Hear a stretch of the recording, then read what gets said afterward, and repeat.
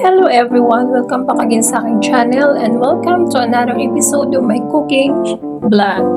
And for today's video ay magluluto tayo nitong beef menudo. So ayan, ito yung ating mga ingredients na kailangan dito sa ating beef menudo. Of course, mayroon tayong beef, mayroon tayong atay or liver, then carrots, capsicum, cheese, at ang ating mga seasoning. And this is how I prepare my beef menudo recipe. Without further ado, let's watch this.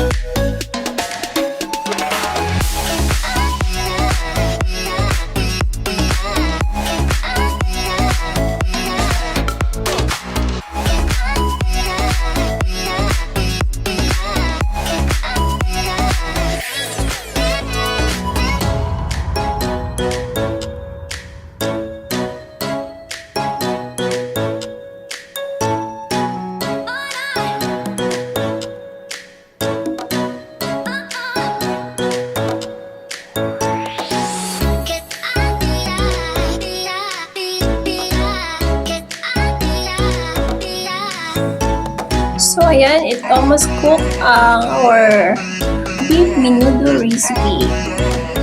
So, ayan, malapit na guys maluto. Pakuluan lang natin ng kunti. And finally, here we go.